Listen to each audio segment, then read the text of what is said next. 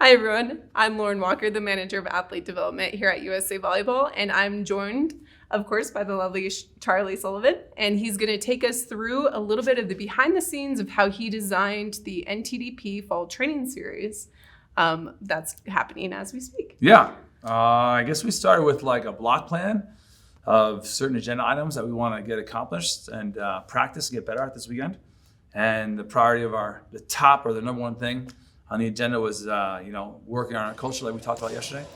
Explaining what the skill set is to achieve, being a great teammate, communicating really well, having the team play with a different attitude than other teams do. So we have other agenda items we kind of introduced a little bit at first, and then we put them all together to use the drill that we call chaos. That was really primarily to practice, our behaviors on the court. So that's kind of how we do it. We have some agenda items. We want to introduce them to them, and then we want to put them in a competitive game environment, like a 6v6 game, because that's the best way to learn the skill is to do it when you're playing the actual game.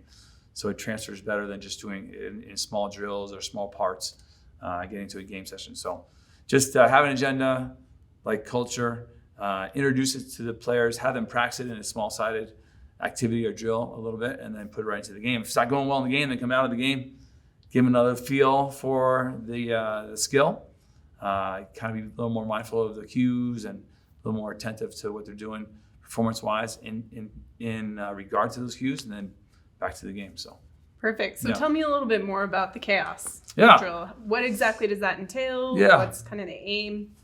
Skill-wise, volleyball-wise, it entails some overhead ball control, like controlling the ball when you're swinging over your head, and everyone being able to set the ball.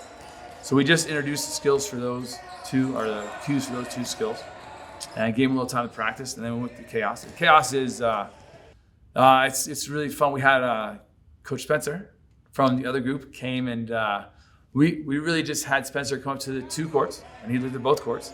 And I told the guys that for 45 seconds, Spencer's going to judge which court has the better culture, which court has the better opportunity to win a gold medal. And so they went out and they executed chaos, which again has some volleyball techniques in it, but it's really mostly just how well they executed the skill cues for being a great person in our culture. And then they came back and Spencer would choose a court. So one court won, one court lost. And he would give reasons why. And most of his reasoning, what he was looking at as he looked at our skill cues for culture, we're talking about supporting one another, being vocal even if you're not on the court, being vocal, celebrating some good plays, being supportive when errors happen so we can move on, move your feet, move your mouth, and all the things we talk about with our culture. So it was great because they did a good job with it, and it was live, it was loud, you tell the difference. And then when we're playing sixes, we can kind of relate back to that. Remember how we were playing chaos? We're not seeing that right now. So can we get that going when we're playing sixes too? So again, it's kind of like a tactical games model where the game's the most important thing. You learn the most with the game. Play the game probably like 80% of practice, but 20% of the time we're talking about a skill and then teaching the skill, instructing how to perform that skill, give them a little feel, then jumping into the game. So is that chaos drill that you have in there, is that key to every single training session you have with the guys this weekend? Yeah, we're emphasizing it, which was great, was because the camp went to their 4 courts, and I was just wandering around, but I heard all coaches talking about referring back to that chaos and the cues for our culture, which was really cool. So I think it is going to be key. It's going to be the most important thing. Like I said yesterday, I think it's what's separated us last World Championships in terms of going so deep into the tournament and making it to the semifinal. Awesome. Yeah. So on the subject of assistant coaches, how do you prep your assistant coaches to reinforce those themes and those training focuses? So we just went over the whole plan with the whole staff, and we have some amazing assistant coaches here. I mean, I think it's so valuable for an assistant coach to have head coaching experience. Like Jonah's done this before. Sam's done what I've done before. Ken Shabuya, these guys have done this before. So they know what's going through my head and what I'm dealing with. And they're able to just be proactive in supporting everything that needs to be done in camp. So, so we just get together as a group. We had a little bit of preparation before we got here. And then meeting last night, we just met after practice. And we're kind of just mapping out that block plan together and what we're going to take and piece into some activities for practice. Perfect. Yeah. Can you tell me a little bit more about how you did positional work? Yeah, sure. So we're programming the positions, just give them a little bit of foundation information of kind of like a job description. Like, this is really important for the position. Here's some expectations for the position. And then after practice, we evaluated how that went and some other directions we need to go into with each position. So the next practice will start with the same thing. The players break it up into position work, as we give them some expectations and some idea what we need to see get a little better or what's been going well. So we can check out a position and then get into the gameplay, with each position being a little more strong and knowledgeable. Perfect. So as you think about the training themes, obviously culture was a big piece there, but what were some of the themes that you were working on skill-wise? Yeah, so serve and pass are key components of any volleyball match, and this is the same at the international level. But I said to the guys, like, out-of-system offense, out-of-system defense is a strong third. That's right there, and they don't really experience that.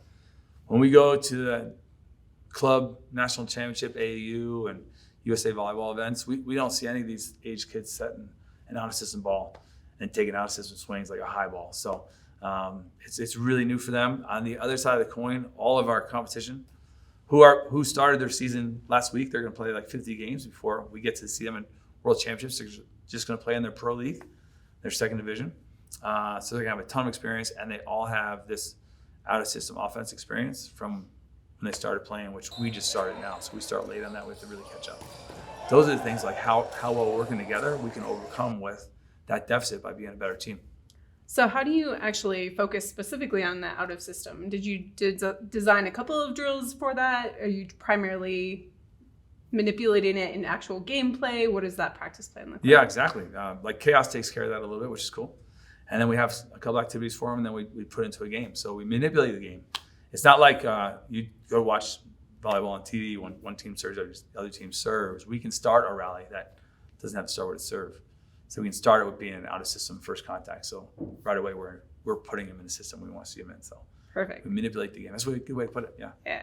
So take me through, if I'm the coach and I want to do this for the first time with my team, I want to take them to out of system.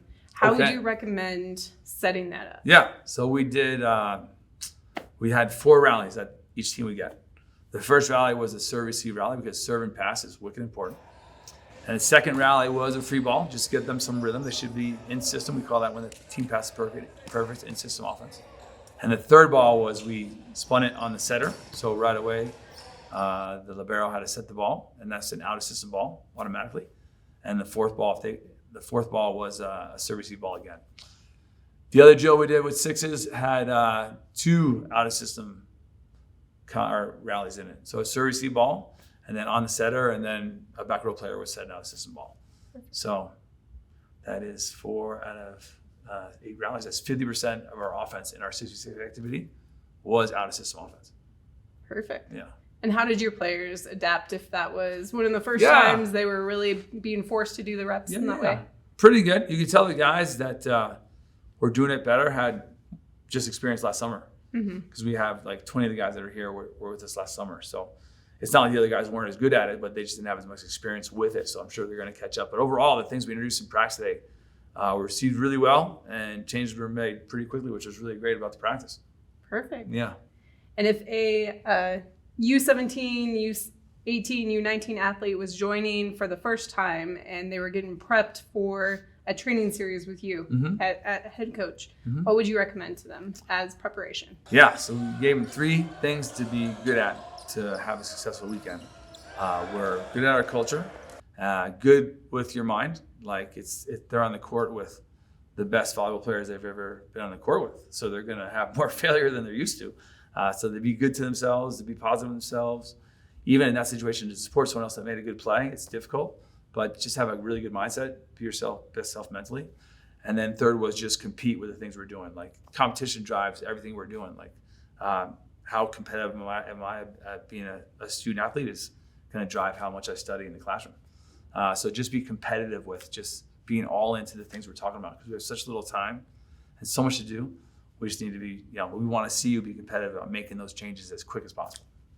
So on the note of so little time and so little space, how do you get the most out of 5 training sessions? Because a lot of our coaches kind of have to deal with limited court space or limited time. So how do you manage that?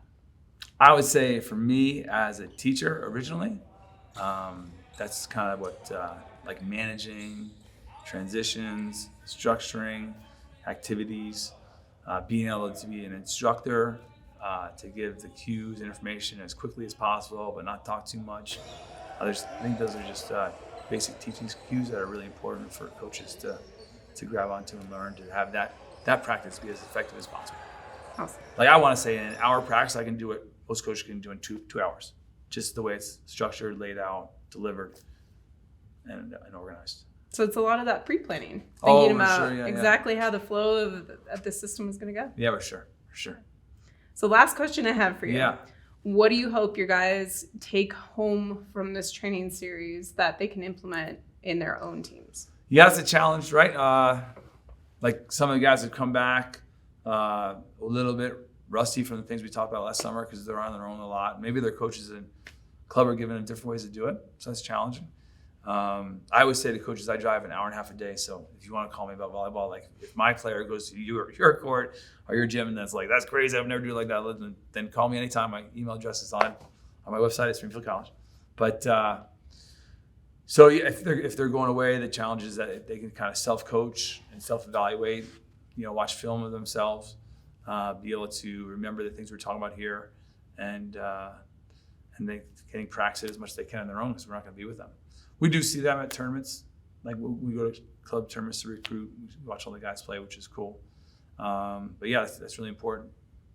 Awesome. Yeah. Well, thanks for sharing with us some behind the scenes on practice today. Yeah.